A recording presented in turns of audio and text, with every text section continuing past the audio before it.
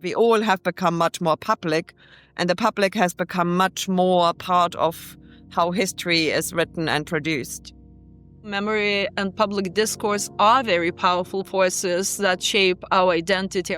We have a duty to ensure the future by keeping the memory of the past alive, and especially the interpretations of why the past could become so cruel, so murderous. Ist der Entschluss heute Morgen gefallen oder gestern schon? Heute früh. Heute früh.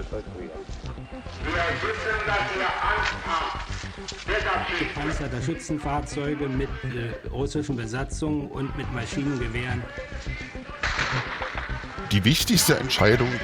The most important decision regarding the uprising in the GDR was actually made on the night of June 16th to 17th, before the big explosion, so to speak, had even happened. It was decided that if an uprising did occur, it would be crushed at all costs and by all means. This was possible because there was relatively good reporting at the time. Relativ gutes Berichtswesen gibt. Across Eastern Europe, memory is contested. Russia is trying to rewrite history to justify its war in Ukraine, and at the same time, people in former Soviet republics and satellite states fight to preserve the stories of repression and resistance. Much of the story goes back to the 20th century when the Soviet Union stretched from Poland in the west to Ukraine, Georgia, and as far as Kazakhstan in Central Asia. It was one of the largest empires of the modern age, and its collapse in 1991 is only a generation ago. Just 35 years have passed, and many countries are only beginning to confront their past. Some are not even able to do so at all because they are still, or once again, ruled by authoritarian regimes. Too often, sources are hard to access, and the chance to confront history openly and democratically is missing. The war in Ukraine also reopens old wounds. It shows how history is used to justify the present, to twist its meaning. And this is not just a regional problem. Everywhere in Europe, history is debated. It shapes how we teach the past, how we commemorate it, how we understand our present, especially when it comes to the turbulent 20th century. And that is what this podcast is about.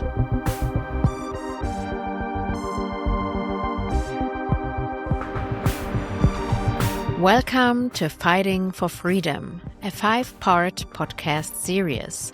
I'm Janine Funke, historian and science journalist from Germany, and in this series we explore how societies across Eastern Europe have dealt with the legacy of dictatorship and how uprisings against Soviet rule shaped their path to independence. This podcast is about memory culture, the way societies remember, or sometimes choose to forget, their past. Memory is never abstract. It shapes politics, identity, even the future. And nowhere in Europe is this more visible than in the former Soviet republics and satellite states. Why do we do this podcast now? Because Russia's full-scale invasion of Ukraine reminds us that history is not over. This war is not only about territory, it's about a narrative. It's about memory.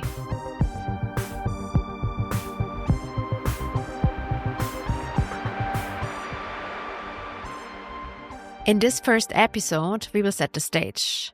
I will talk with two historians, Violeta, Davoliūtė, history professor from the Department of Political Philosophy and the History of Ideas of Vilnius University, and Juliane Fürst, professor of modern history at the Central European University in Vienna and co-head of the Department Communism and Society at the Leibniz-Centre for Contemporary History in Potsdam.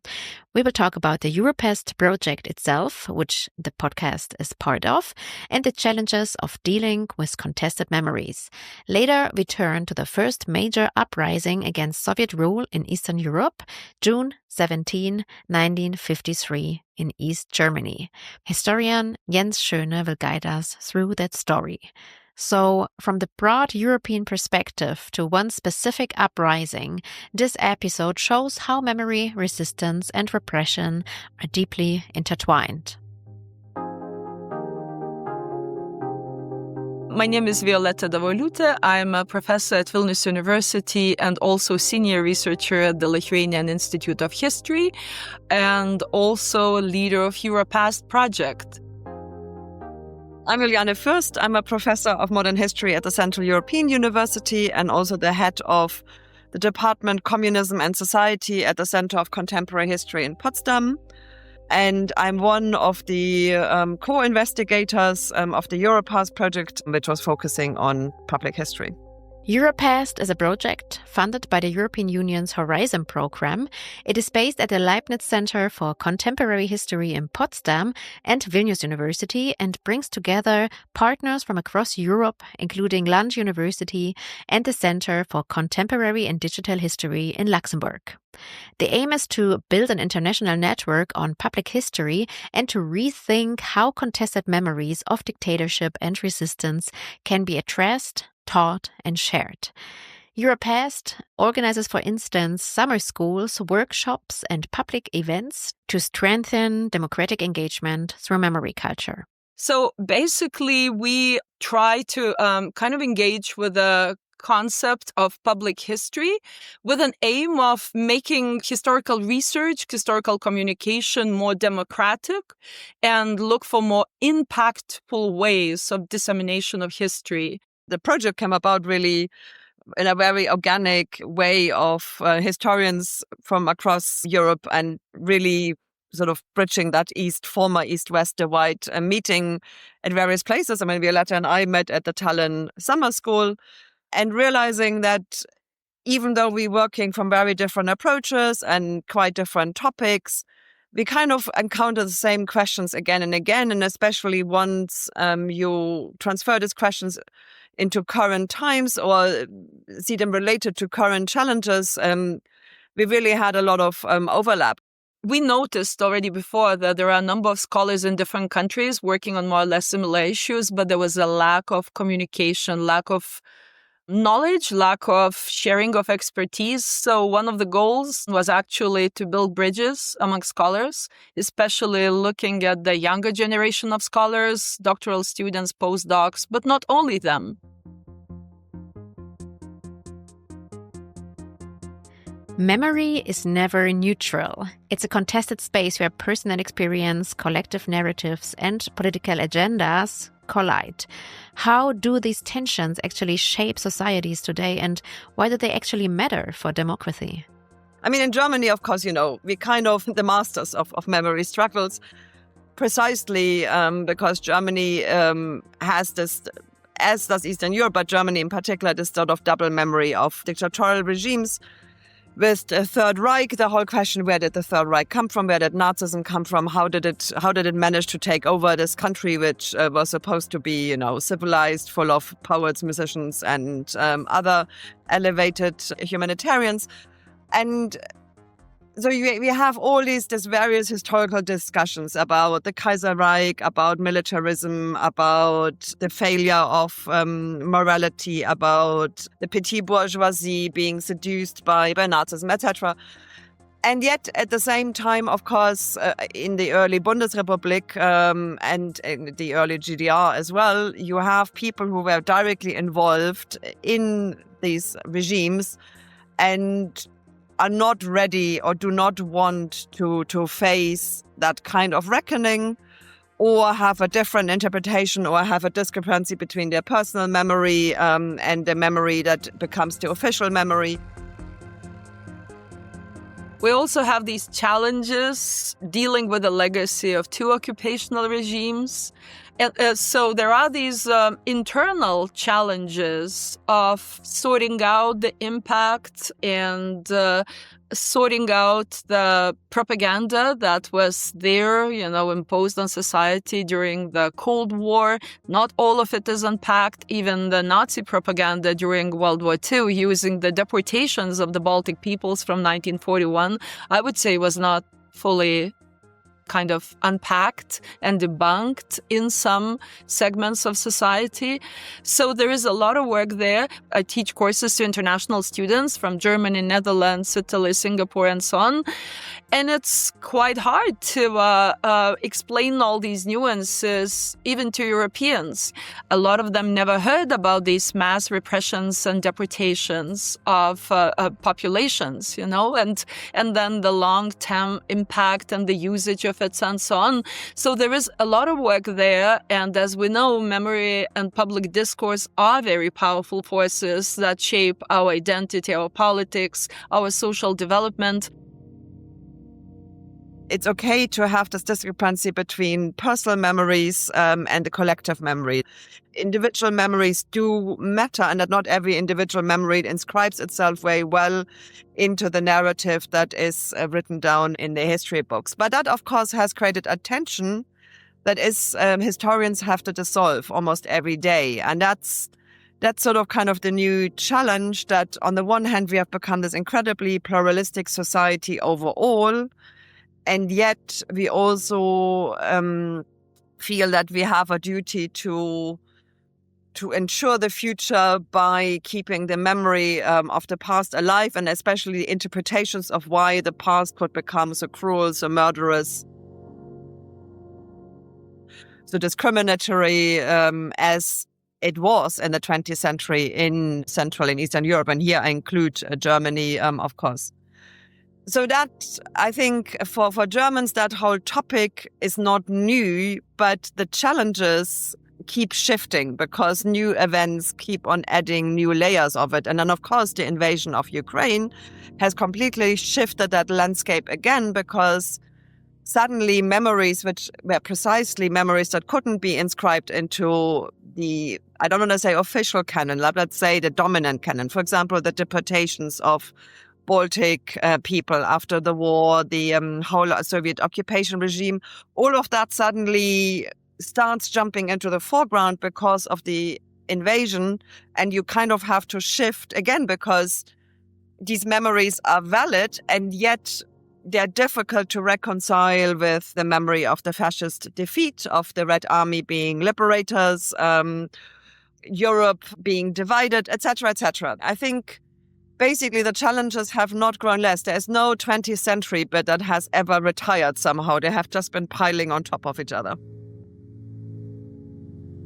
And also I would add that I guess at the end of the day, with project was also kind of, at least for me, deeply connected to the broader goals of social justice, aimed to reduce inequality, ensuring that the voices of marginalized groups, minorities, women, and others are somehow included in the historical narratives, that somehow there is a place for these personal biographies, personal experiences, even regarding the Soviet period, be somehow included there without, kind of this strong politicization and so on.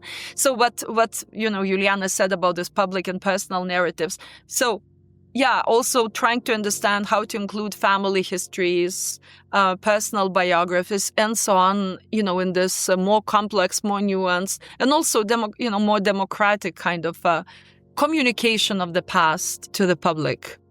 And this also requires reflection on methodology, right? And of course, it's just as much about the question of how scholars from different national contexts, working in different languages and with different experiences, can collaborate.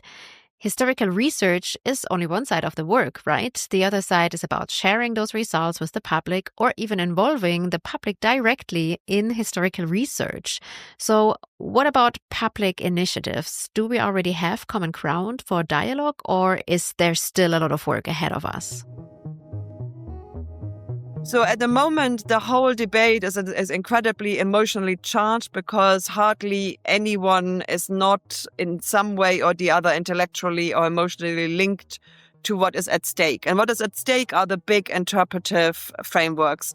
Is this occupation? Is it modernization? Is it colonization? Is it murder? Is it accident? And I think what is the best outcome is if one has a public history that fosters understanding on a really deep level, not only a historical one, but also an emotional one, that people face challenges that sometimes end up in historical catastrophes. It isn't about pinpointing blame on individuals, but it is about being aware of how these histories come about so that we can recognize the constellations in the future. So the research questions would be, fundamental questions would be, whose voices we're hearing in our national histories and whose voices are being left out. There is an interesting wave of post-memory in Lithuanian context, and now I see in Latvia as well, where the granddaughters of people who were involved in war crimes and the genocide, the Holocaust, would step forward and using their family archives, family biographies, would say, well, my grandmother was a deportee from 1941 who spent 16, 17 years in either in the Gulag or in forced displacement, barely survived. But my grandfather was a collaborator, basically joined local police forces and was involved in war crimes. What we hope to learn from this, what I would hope to learn from it, is just really understanding these complex choices, but also understanding these deep-seated structures that, enable people to get involved in, criminal acts, war crimes, so to support authoritarians and so on. We all are trying to get, to understand somehow, what enables these horrible events. What is interesting methodologically is that we're actually seeing a breakdown between history and public history. And the boundaries are getting much more blurred. We as historians are part of the history, not only as producers, but as people who give a certain interpretive framework or who are by our own histories linked into these processes. And the sort of I in history that was so shunned for so long has become much more acceptable. And therefore, there isn't this strict boundary anymore between you are a historian or you are a public historian. You deal with the public and I don't. We all have become much more public, and the public has become much more part of how history is written and produced. In this podcast, we want to highlight the struggles for freedom and independence across Europe's 20th century. But why go back as far as the 1950s instead of starting with 1989 and the fall of the Soviet Union? I ask Violeta and Juliane why understanding earlier decades is essential if we want to make sense of today. I think it is very important to start way before 1989, 1991. Starting there, it would be like reading the last chapter of the book before the plot developing up to that point. It is essential to start in the 50s, perhaps even in the 40s, and then to go through the 60s, for the former USSR, late 50s, the 60s. Very important processes. The deportees are released. They come back, to their societies or migrate somewhere else. They, have their return has an impact on societies. A lot of very important, long-lasting cultural processes take place, like the generation of the 1930s in the Baltics, in Russian would be шестидесятники. That's a generation that has a very important impact. Then later on, other events, the hippies, the alternative movements, and so on. I mean, all of this, these are long-term kind of processes that lead up to that point, 1989, 1990, 1991.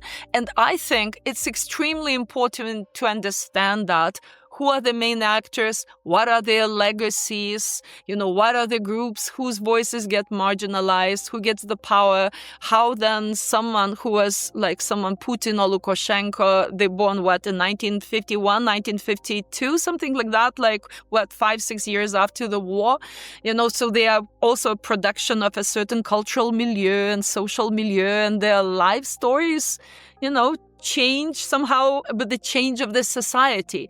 Understanding where these personalities come from, understanding these contexts and the connections among different countries, I don't know, Estonia and DDR, Czech Republic and Latvia, is essential. And so I think it's a very good idea to start it earlier and kind of step by step to go to this culminating point. I fully agree, and especially about this generational question that in a way we have to, if you look at Eastern European personalities shaping Eastern and Central Europe right now, from Orban to Putin to Lukashenko, it's in many ways the old guard, but they're firmly in power. We have to understand their life socialization in many ways in order to understand the processes they have set in motion. I think more fundamentally, my take is always that really the Second World War is the defining moment, and we have neither in East or West really ever properly made sense of it because it was so mandatory for both personal as well as collective survival to come up with a workable narrative in order to survive, both as states as individuals. And therefore there was always this narrative, this is what happened, with a sort of emphasis either on the Soviet Union as the hero or America as the hero. But there hasn't been any real exploration of the many fates that fall in between. And so I think the reckoning was coming, and in many ways the 1991, if one looks, it's completely informed in all countries by coming to terms with the history of World War II. And actually in the Soviet case, the explosion of the Soviet Union or the implosion of the Soviet Union prevents a discussion again. Because everybody comes up with a workable past again for their own very particular bit. And so many ways, the crisis we have now was something that was waiting to happen. I have come to see the need to take serious people's memory as a really fundamental ground on which democracy can flourish, and that every suppressed memory will in the end take its revenge. My goal as an educator is to truly connect different geographical points at a particular time. For example, during World War II, let's say Drancy in France, right, with Kaunas, or, during, in the 60s, France with visits of Jean-Paul Sartre to Vilnius, to something in Berlin, through these kind of quote-unquote smaller narratives and the connections and looking into this more nuanced history to really enrich, if not disentangle sometimes these big narratives that were formed, the narratives of World War II that Juliane was talking about, and add the complexity, and also to help people see this interconnectedness of different countries, the different towns, different geographical points in Europe, because I think this is strongly lacking. The challenge of giving justice to individual memories and yet being unflinching in the eye of unpleasant historical truth is a global challenge, and it's more important than people think. It might not be tariffs, it might not be the current economic climate, but it has absolutely long-running effects on people's well-being, on identity, on political orientation, tolerance, etc., etc., etc.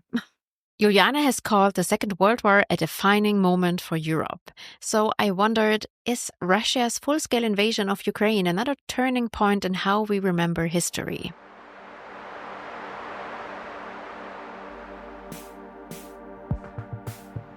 Well, I hope not quite the same, because honestly, the Second World War claimed something around 50 million people, and I really hope we're not going to go there again. So I think the sheer scale of World War II is hard to surpass. I think the full-scale invasion for me is more a reminder that a lot of the issues remain unsolved, especially Europe confronting its own colonialism. And, that includes both the Russian Soviet imperialism, but also, I think, for example, Germany has never really looked at its Prussian colonialism into the East, Eastern Prussia, the Teutonic Knights, etc., etc. I mean, there's still a lot where dots can be connected. I think it will definitely open a new chapter in a way how World War II did as well. But I really just in the sheer scale, I think I would not want to make that comparison.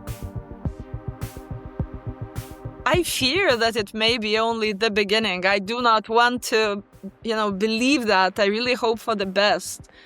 But looking at the situation in the world, and I mean, these are not, these are restless times, right?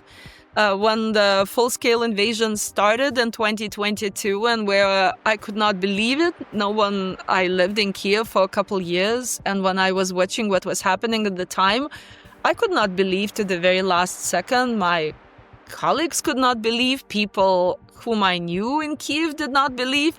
And there we saw it, And we thought, okay, this is going to end a couple months, and then this is going to end in 5 months and half a year. And now look at this. This is almost the end of 2025, and this is continuing. And with the current situation, and not only in the US, like geopolitically, I mean, so there is at least here in the Baltics, there is a very strong sense of uncertainty. I would very much agree with Juliane said. These comparisons would be superficial, but there is great anxiety and fear. How all of this is going to unravel, How is this going to end? So, I definitely share that anxiety, but I think it is just, we all hope that somehow this can be contained and then we go back onto our liberal path, having learned from World War II. But I also fear, unfortunately, that the memory isn't strong enough anymore. We shouldn't forget this is not the first war in Europe. We've had these wars in Europe, but I think that could also possibly point to the fact that if we work together, and then if Europe gets together, they can be contained and pacified, maybe not fully. And, former Yugoslavia is still in many places a politically difficult place, but at least the war at some point ended. So maybe let's hope on that one. It also somehow all of a sudden made us closer to each other. I don't know whether you noticed or not, but all of a sudden, Sweden or Germany seems closer to Lithuania and Estonia. We really should be fighting actually for this European project, for this democratic, liberal, respect for human rights project. For this ideal, at least I was brought up longing for it, So for me, the stakes are huge, so are for many Europeans, I'm sure.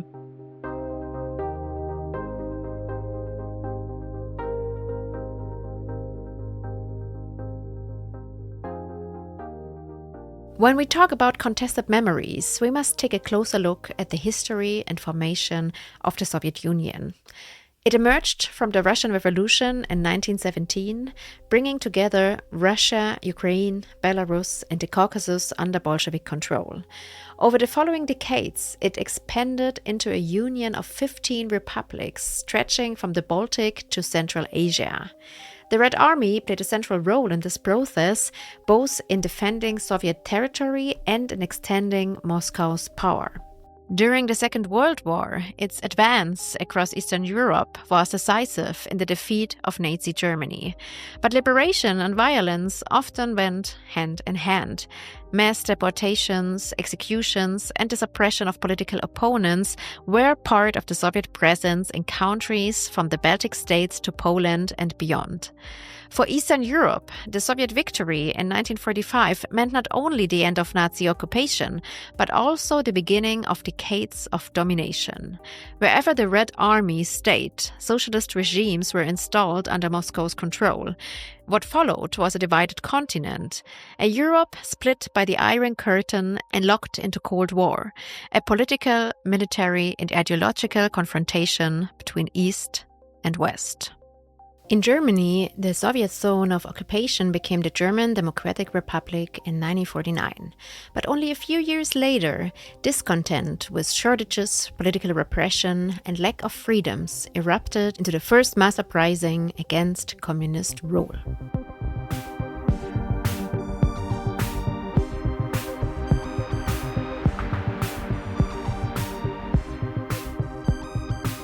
In Germany, the Soviet zone of occupation became the German Democratic Republic in 1949. But only a few years later, discontent with shortages, political repression, and lack of freedoms erupted into the first mass uprising against communist rule. Wo arbeiten Sie denn? Henningsdorf! Arbeit! Alles da! Und was hat den Anstoß gegeben? Ist der Entschluss heute Morgen gefallen oder gestern schon? Heute früh. Heute früh. Heute früh. Heute früh, ja. Wir wissen, dass ihr Angst habt. Deshalb schießt ihr. Gepanzerte Schützenfahrzeuge mit russischen Besatzungen und mit Maschinengewehren. Schüsse am Potsdamer Platz. Wir können von hier aus nicht beobachten, wohin geschossen wird und ob diese Schüsse aus russischen oder von Karabinern der Volkspolizei stammen. On June 17th, in the year 1953, thousands of workers took not only to the streets in East Berlin, but in various places across the GDR. The Soviet response was swift. Tanks rolled in, shots were fired. Dozens were killed, thousands arrested. The message was clear. Moscow would not tolerate dissent. Yet the memory of June 17 could not be erased. It became a symbol. It was the first major uprising against Soviet rule in Eastern Europe, foreshadowing Hungary in 1956 and Czechoslovakia in 1986. To understand why this event became so significant, I speak now with historian Jens Schöne. He is Deputy Berlin Commissioner for the Reappraisal of the SED dictatorship and has done extensive research on the uprisings in the East German countryside. And this is an important but often underestimated perspective on June 17, 1953. Hello, Mr. Schöne. Thank you very much for taking the time to speak with us about this significant day. Hallo, die Freude ist ganz mein. Hello, the pleasure's mine. To start with the most important question, what were the main causes of the uprising on June 17, 1953? Wenn man es auf den kleinsten Nenner bringen möchte, dann könnte man auf die Formel... If you want to reduce it to the smallest denominator, you could say it was a communist dictatorship that ruled from 1945 and then from 1949 onward in the GDR. At no point was this system democratically legitimized, whether through elections or anything similar. And one could generally say that the majority of the population suffered in a way under this dictatorship. Two aspects are particularly important here. On the one hand, the political level, dictatorship with everything that comes with it, and on the other hand, the very concrete, lived experience of individuals, especially the economic consequences. Since 1945, we've seen several large-scale waves of expropriation. It began with the land reform in the countryside, and continued with the so-called referendum in Saxony in 1946, where heavy industry was nationalized, and extended to the collectivization of agriculture, which was just underway when the June 17th uprising broke out. All of this was announced under the promise that things would improve, but economically they did not. The situation was dire and there was no prospect of improvement. Combined with the massive political repression, this created a climate in which something like a popular uprising could emerge. Klima, in dem so etwas wie so ein Volksaufstand dann sich ergeben kann. Now, if we look at the history of uprisings against Soviet repression, this was really the first one that stands out. Why did it begin especially in the GDR? Naja, das Spezifikum ist natürlich, dass es...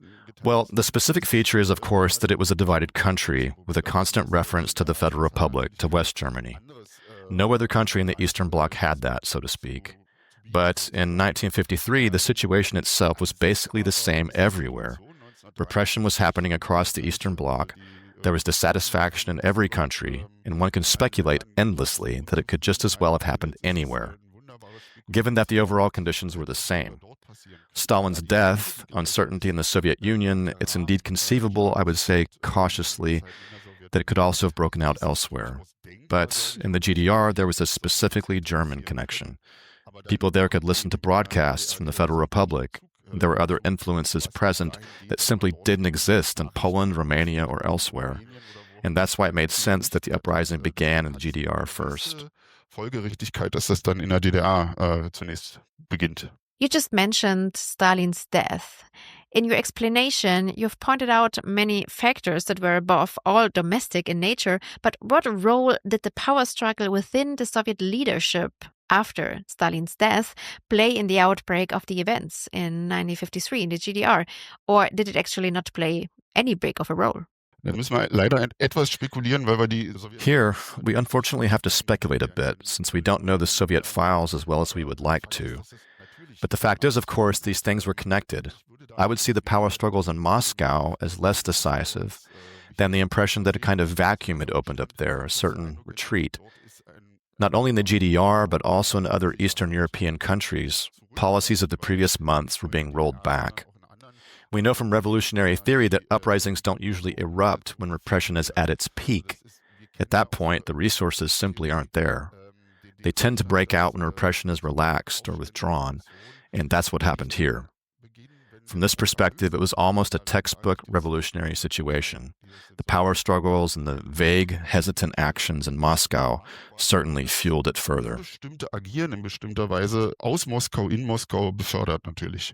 Does it mean that as early as 1953 it was obvious that Moscow's control over the satellite states was fragile and that only a few years after the war the system was already beginning to crack? Naja, wir haben es ja mit einem, sagen wir mal, riesigen Machtbereich zu tun. Well, we are dealing with an enormous sphere of power. The Soviet Union on its own already had plenty of problems, internal tensions, conflicts, and so on. And then you add the whole of Eastern Europe, a vast area with very different, let's say, participants, if we want to call it that. What happened in the GDR in 1953 was already different from what was happening in Poland or in Romania and Yugoslavia. It was a special case altogether. So the real problem was trying to keep all these tensions and instabilities, which naturally existed, under control. In a situation like after Stalin's death, with uncertainty at the imperial center, the risk was that these instabilities would grow stronger. And in that sense, the uprising of June 17th in the GDR was really an expression of instability within the overarching power system. Der übergeordneten Macht sozusagen. How did the Soviet leadership actually respond to the uprising? And what role did their communication with East German leaders play in shaping that reaction? Die wichtigste Entscheidung, The most important decision regarding the uprising in the GDR was actually made on the night of June 16th to 17th, before the big explosion, so to speak, had even happened. It was decided that if an uprising did occur, it would be crushed at all costs and by all means. This was possible because there was relatively good reporting at the time. The uprising did not suddenly erupt on June 17th, as people often think. It had already begun a few days earlier, from June 12th and 13th onward, especially in the countryside. This was linked to certain political developments, in particular, the forced collectivization that was underway. The Soviet authorities on the ground observed very closely that unrest was building, and they reported that back to Moscow. So Moscow knew that trouble was coming, and they had decided in advance, if it happens, we will act decisively. And that's why, even before the construction workers marched down Stalinallee on June 17th, the Soviets had already resolved to intervene. They were well informed, acted accordingly, and assumed their role, from their point of view, as the imperial power, the center of authority. That fundamental decision, taken beforehand, explains why on June 17th the crackdown was carried out so swiftly and so consistently and across the country. So konsequent und landesweit dann durchexerziert wird. So we shouldn't just talk about June 17th itself, but take a much broader view if we want to truly understand what happened. Definitiv. Also diese Absolutely. The phrase uprising of June 17th is actually too narrow, because if you look only at that day, you can't explain important developments. Take, for instance, the afternoon of June 16th. Strikers in Berlin decided that there should be a general strike the next morning on June 17th. This was a time without telephones or the internet, with hardly any means of communication. So you can't explain how the uprising spread across the whole GDR on the morning of June 17th without looking at the days before. In fact, the uprising was already underway. From June 12th in Brandenburg an der Havel, The first prisoners were freed, and from June 13th, there was unrest in the villages. So it's far too limited to only look at the events beginning on June 17th or even June 16th. Das Geschehen ab dem 17. oder gar 16. nur guckt. Did people at the time believe the uprising could succeed? Was there like a real sense of power and possibility in the lead up to June 17th? Absolut. Wenn man in die Quellen einsteigt. Absolutely. When you look into the sources, examining what happened between, say, June 13th and the morning of June 17th, there was already celebration happening across the country. People were toasting to the forthcoming reunification, to the chancellorship of Konrad Adenauer, and similar things. There was a clear perception that power was weakening, and people were very confident. Nobody will shoot at us. We're a democratic movement. No one will interfere. We're going to establish democracy here. Of course, this very quickly turned out to be a rather terrible misconception. Sich dann sehr schnell herausstellt, ein recht schrecklicher Irrtum ist. In Berlin, the uprising was brutally crushed, but protests also broke out in towns and villages across the GDR. How was the uprising actually put down overall, and what did that mean for the people involved? Was wichtig ist bei diesen Überlegungen ist auf jeden Fall. What's important to keep in mind when thinking about this is that we're in 1953, 8 years after the end of World War II. Germany, or rather the GDR, was occupied. Formally, it was now established and had certain rights, but everyone knew that the Soviet troops were in charge, that Soviet Union was in charge. Almost everyone still remembered what happened in 1945 when the Soviets marched into East Germany. That memory was simply there. Often, it was enough for Soviet tanks to roll in, loud, smoking, with a machine gun mounted on top. That alone usually brought back memories of 1945, possibly combined with a bit of personal guilt. That was often enough for people to disperse. We have to remember that in theory and in practice, the Soviet troops could have done anything. They could have fired their machine guns into the crowds, everywhere. Who would have stopped them? Nobody. The West would have done nothing. Locally, there was nothing anyone could do. That didn't happen, but usually people were summarily executed. There were casualties and so on. We must not hide that, but other scenarios were also imaginable. In most cases, however, it was enough for the Soviet tanks just to move in and, if necessary, fire over the crowd once, and people would scatter because they quickly saw they had no chance. The images from Berlin can be a bit misleading, the very heroic stone throwers taking on the tanks, but a stone against a tank, well, you know how that ends. In that sense, it's remarkable that we know of a total of 55 deaths directly linked to the uprising. It could easily have been many more.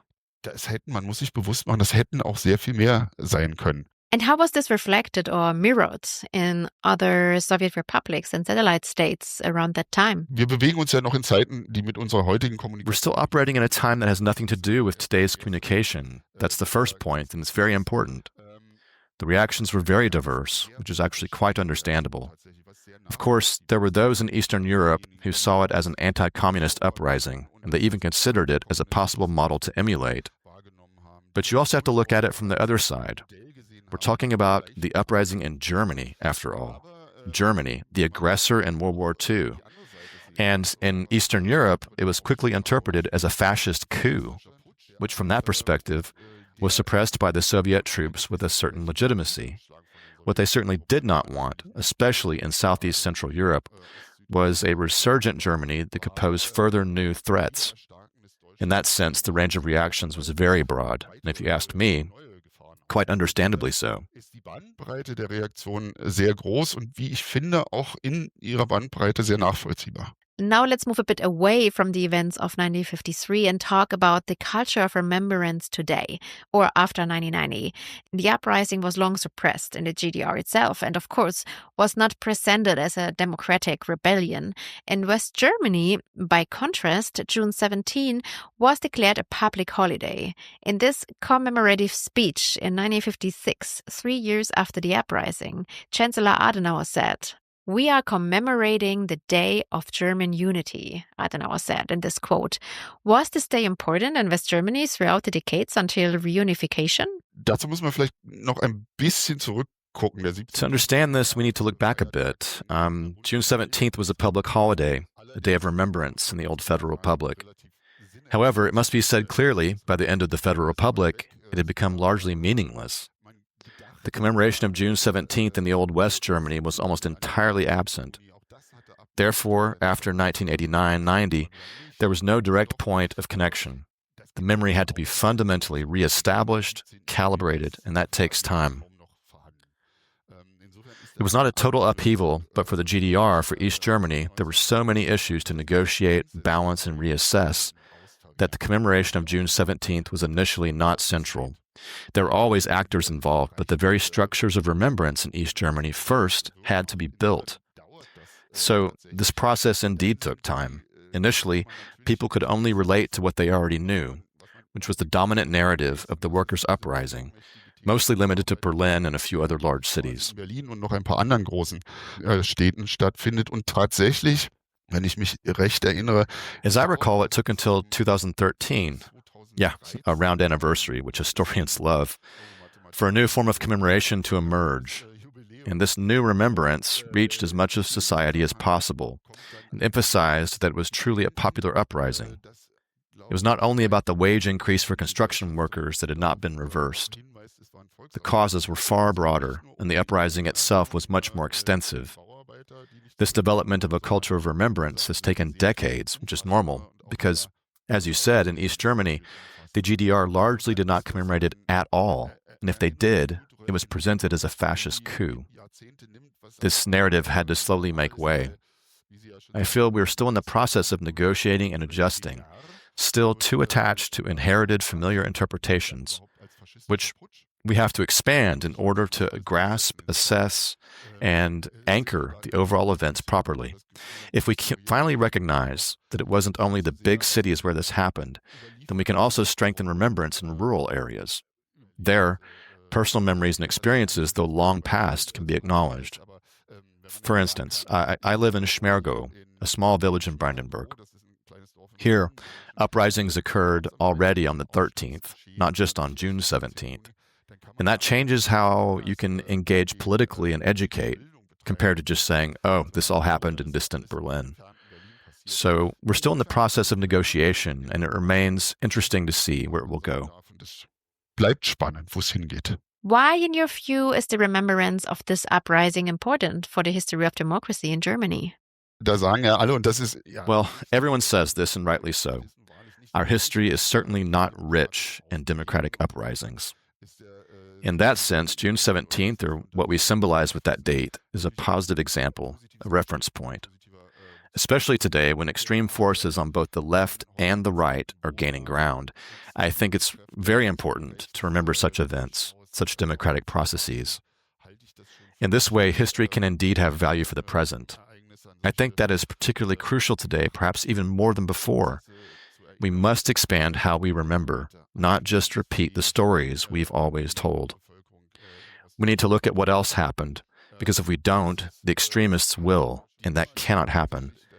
We must not leave gaps simply for convenience or because we've always thought of June 17th. And I emphasize June 17th as a workers' uprising unrelated to anything else. If we do, extremists, as we can already see, will step in, stretch out their arms and say, you, the established, don't remember us. We'll do it. It's nonsense. They have no solutions. They don't actually want remembrance. It's just a power game. We need to move toward a more precise remembrance, including groups that have so far been on the margins. This is in the spirit and mandate of, and in the hope for, our democracy today. Not for what happened 80 years ago, but for the present. Demokratie. Nicht für das, was vor 80 Jahren war oder ähnliches, sondern fürs Heute. Thank you very much, Jens Schöne.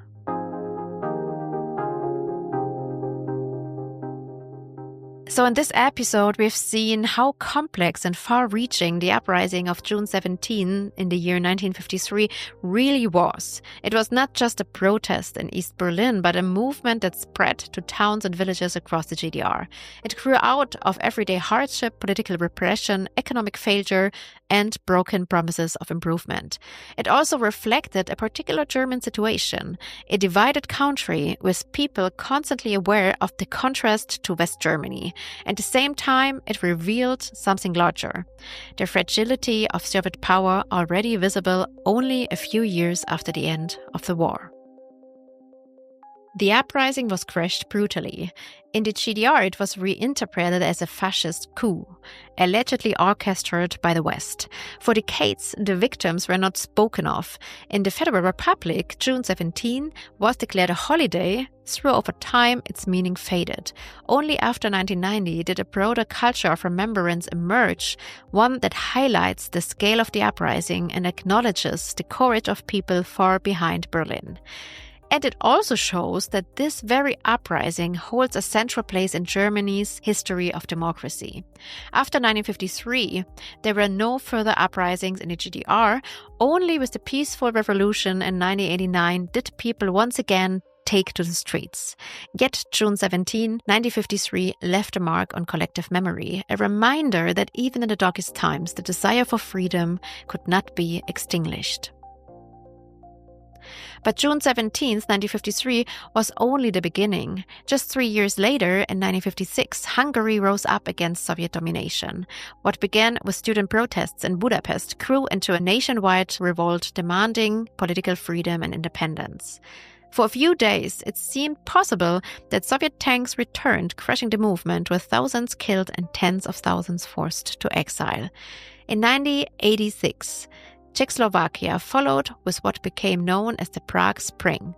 Under Alexander Dubček, the government tried to build socialism with a human face, introducing reforms, more openness, and freedom of expression. Once again, the Soviet Union intervened. Warsaw Pact troops invaded, ending the reform movement and reimposing strict control. These uprisings, Berlin 1953, Budapest 1956, and Prague 1986, are all somehow connected. Together, they show both the longing for freedom and the harsh reality of Soviet power in Eastern Europe. And they remind us why memory and critical engagement with history matters, because they keep alive the lessons of resistance, repression, and struggle for democracy.